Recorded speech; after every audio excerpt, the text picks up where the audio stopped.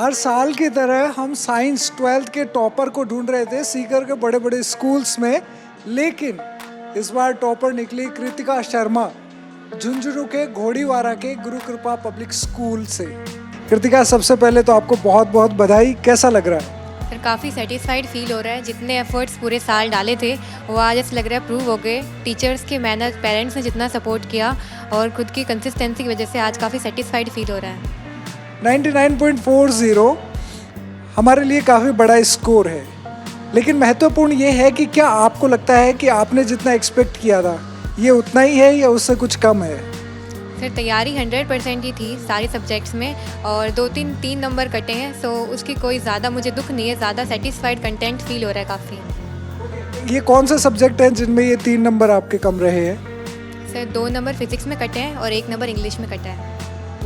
क्या अब आपको ऐसे रियलाइज़ होता है कि फिजिक्स में वो 2 नंबर कहाँ गड़बड़ हुए? हाँ सर, थोड़ा सा आइडिया था कि फिल इन द ब्लैंक्स में कट सकते हैं, और इंग्लिश का तो लैंग्वेज था तो ज़्यादा आइडिया नहीं था कितने क्या कटेंगे। पेपर अपनी तरफ से 100% दिया था, फिजिक्स का भी और इंग्लिश का भी। थ्योरी में कहीं ना कहीं डिडक्ट हुए हैं, लेकिन फिर भी इसके लिए काफ़ी मेहनत करनी पड़ती है। मैं जानना चाहता हूँ कि आपने किस तरीके से अपना शेड्यूल रखा, क्या आपकी स्ट्रेटेजी थी, कैसे आपने तैयारी करी थी ये मार्क्स के लिए? सर कंसिस्टेंसी ज़्यादा इंपॉर्टेंट थी। बस मैं ज़्यादा नहीं पढ़ती थी, 4 से 5 घंटे, कभी 6 घंटे regular through out the year रहा। और लास्ट के 1 and 1.5 मंथ्स में मैं 12 to 13 आवर जितना टाइम था वो दिया करती थी। बस टीचर्स को फॉलो किया, उन्होंने बताया वो मटेरियल स्टडी किया, और यहाँ की एग्ज़ाम्स बहुत हेल्पफुल रहे। Through out the year exams conduct कराए गए, वीकली टेस्ट हुए, फिर मंथली टेस्ट होते थे, एंड में जो प्री बोर्ड्स हुए थे उसमें बहुत सारे क्वेश्चंस तो बोर्ड में एज इट इज़ आए थे।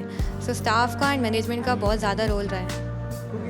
यहाँ पे हम बात करना चाहेंगे फैमिली की भी, कि आपके परिवार में कौन कौन है और परिवार ने आपको कैसे सपोर्ट किया, क्योंकि स्कूल के बाद में इंसान अपना ज़्यादातर समय घर पे ही बिताता है, तो वहाँ से आपको कैसे सपोर्ट मिला? सर मेरी जॉइंट फैमिली है, एंड मेरी सिबलिंग, एक मेरी बहन है और भाई है, और पेरेंट्स ने बहुत सपोर्ट किया। पापा कभी मार्क्स पूछते ही नहीं थे, परसेंटेज उन्होंने कभी नहीं पूछे, कभी प्रेशर नहीं बनाया। वो हमेशा हेल्थ के बारे में बोलते थे कि हेल्थ का ध्यान रखो, जितना हो सके उतना करो। और मम्मा ने भी ड्यूरिंग द एग्ज़ाम्स बहुत हेल्प किया, थ्रू आउट द ईयर उन्होंने मोटिवेट किया कभी कम मार्क्स आए तो, और हेल्थ वाइज भी बहुत ध्यान रखा। तो सबका रोल है इसमें।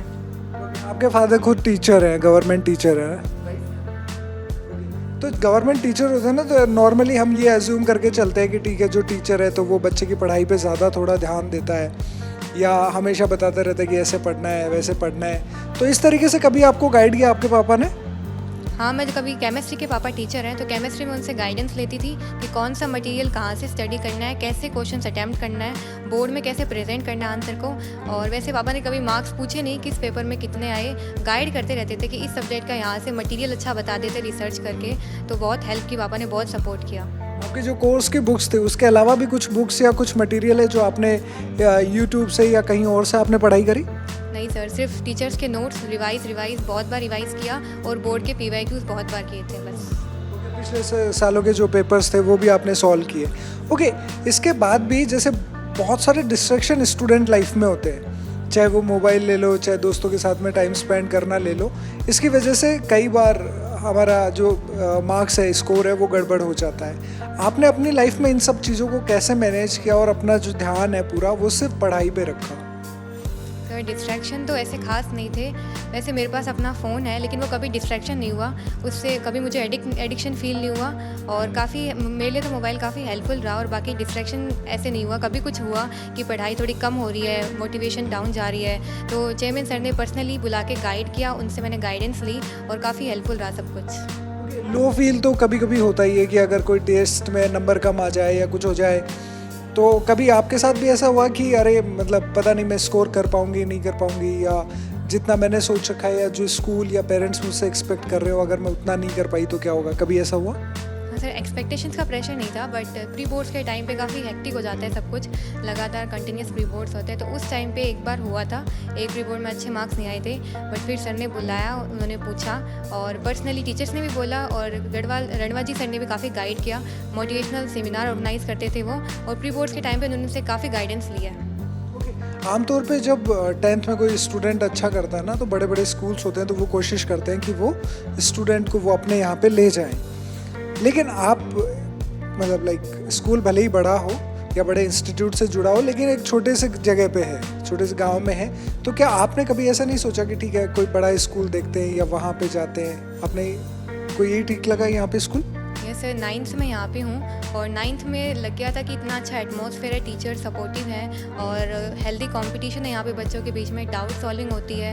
सर सेमिनार ऑर्गेनाइज कराते हैं जब स्टूडेंट्स का मोरल डाउन जाता है। तो 9th से ये चीज़ लगी थी और 10th में अच्छा माहौल रहा, अच्छा रिजल्ट रहा। फिर 11th-12th में ये नहीं सोचा कि स्कूल चेंज की जाए, तो साइंस में यहीं से कंटिन्यू किया।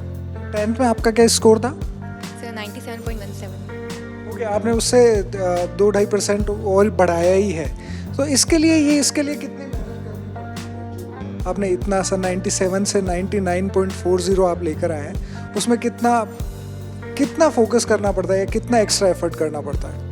सर एफर्ट्स 10th और 12th के सेम थे सब्जेक्ट वाइज। 10th में थोड़ा लैंग्वेज में मार्क्स हटे थे, इसमें मैंने लैंग्वेज पे ज़्यादा फोकस किया और टीचर से गाइडेंस ली किस तरीके से आंसर्स को मेनली लैंग्वेज थ्योरेटिकली प्रेजेंट करना है, तो वो चीज़ काफ़ी हेल्पफुल रही। तो लैंग्वेज में इस बार अच्छा स्कोर आया।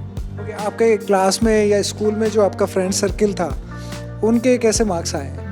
तो उन सभी के अच्छे मार्क्स आए हैं, बहुत खुश हुआ उनके लिए।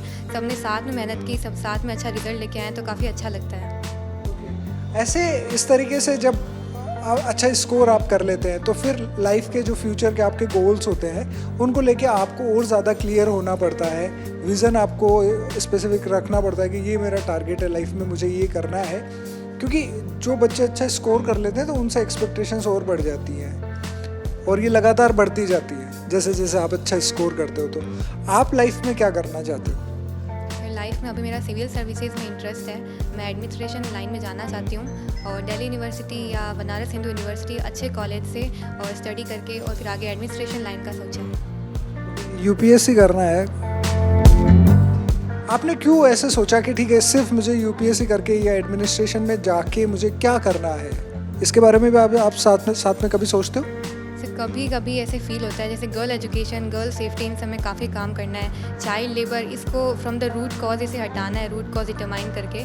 और सोशल इश्यूज़ पे कभी कभी जब ऐसे लगता है, रियल लाइफ में फील होती है चीज़ें कि बहुत लोग प्रिविलेज नहीं है और उन्हें जो उनके राइट्स है वो नहीं मिल पा रहे, तो फिर मोटिवेशन आती है कि अपन को कुछ करना चाहिए अपने लेवल पे।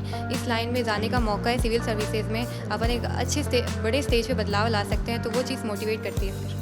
आपसे पहले बहुत सारे लोग हैं जो ऑलरेडी यूपीएससी कर चुके हैं, एडमिनिस्ट्रेशन में, सिविल सर्विसेज में हैं, और उसके बावजूद भी अगर ग्राउंड पे चीज़ें नहीं बदली है या आप अभी भी मतलब अगर ऐसा फील करते हो कि कहीं ना कहीं कुछ लैग कर रहा है, तो क्या आपको लगता है कि आप कुछ बदलाव उसमें ला सकते हो, या सिर्फ ये जब तक हम यूपीएससी नहीं कर लेते हैं और जब तक हम उस फील्ड में नहीं आ जाते हैं सिर्फ तब तक ही हम ये सोचते हैं? सर फील्ड में आके बड़े स्टेज पे हम चेंज ला सकते हैं। उस फील्ड में बिना रहे भी हम काफ़ी ज़्यादा सोशल जो इश्यूज़ हैं उनको सॉल्व कर सकते हैं। और मुझे पर्सनली ऐसा लगता है कि मैं यदि इस फील्ड में गई तो मैं काफ़ी बड़े लेवल पे लोगों के लिए चीज़ें सुधार सकती हूँ। जो अंडर प्रिविलेज लोग हैं उन्हें राइट शायद मिल सकते हैं। मैं अपना बेस्ट दूँगी इस क्षेत्र में। आपका जो रिज़ल्ट है ना, उसके बाद में ये क्वेश्चन डिस्कशन के लिए ओपन हो जाएगा कि बहुत सारे बच्चे गांव से शहरों की तरफ जाते हैं अच्छी एजुकेशन के लिए, लेकिन आप गांव में ही हो और यहीं के स्कूल में आप पढ़े हो। तो इस डिबेट को आप किस तरीके से देखते हैं कि हमें शहरों के बड़े स्कूल्स में जाना चाहिए जो जहाँ पे बहुत बड़ा इंफ्रास्ट्रक्चर होता है, या फिर जहाँ पे जो स्कूल है उसी में रहना चाहिए, या स्कूल को किस तरीके से मतलब आपको जज करना चाहिए कि ठीक है कहाँ पढ़ना है मुझे? स्कूल ज़्यादा मैटर नहीं करता, वैसे बड़ा स्कूल हो या छोटा किसी स्कूल का इंफ्रास्ट्रक्चर है। ज़्यादा आपके एफर्ट्स, आपकी मेंटालिटी, किस आप मेंटालिटी से पेपर को अटैम्प्ट कर रहे हैं, आप किस मेंटालिटी से पेपर दे रहे हो, वो मैटर करते हैं। बाकी आपके एफर्ट्स हैं, मैनेजमेंट का रोल रहा है, और स्कूल से ज़्यादा फ़र्क नहीं पड़ता, बड़ी स्कूल में जाते हैं या छोटी स्कूल में जाते हैं। बहुत अच्छी बात है। आखिर में बस मैं ये चाहता हूँ कि आपके जो छोटे भाई बहन हैं जो आने वाले समय में 12th का एग्ज़ाम देंगे, उनको आप अपनी लर्निंग और एक्सपीरियंस से क्या मैसेज देना चाहोगे, ये आप ज़रूर बताएं। सो मैं सिर्फ ये बोलना चाहूँगी कि टीचर्स को फॉलो करो, कंसिस्टेंट रहो। आप ज़्यादा आवर्स मत लो, 4 to 5 आवर्स कंटिन्यू करते हो तो थ्रू आउट द ईयर उस कंसिस्टेंसी को मेंटेन करो। टीचर्स जो बोलते हैं वैसा मटेरियल कंटिन्यू करो। बहुत अच्छी बात है। आपने सुना कि मतलब जब आप पढ़ना शुरू करते हैं तो ऐसा नहीं है कि एग्ज़ाम के टाइम पे ही आपको सारी पढ़ाई करनी है, 12-12 घंटे 15 घंटे जागना है। शुरू से पहले दिन से आपको कंसिस्टेंट रहना है। जैसे कि हमें बताया कृतिका ने कि उन्होंने ऐसा नहीं है कि बहुत ज़्यादा पढ़ाई करी हो, 4-5 घंटे, लेकिन वो हमेशा अपने पढ़ाई के साथ कंसिस्टेंट रही है और आखिर के 1-1.5 महीने में उन्होंने एक्स्ट्रा एफर्ट्स करे ताकि वो इस अपने टारगेट को मीट कर सके, अपने परिवार की, अपने स्कूल के और टीचर्स की जो उनसे एक्सपेक्टेशंस हैं वो पूरी कर सके, और खुद ने जो सोच रखा है, खुद से जो वादा किया है, उसके लिए पूरी जी जान से मेहनत करनी है।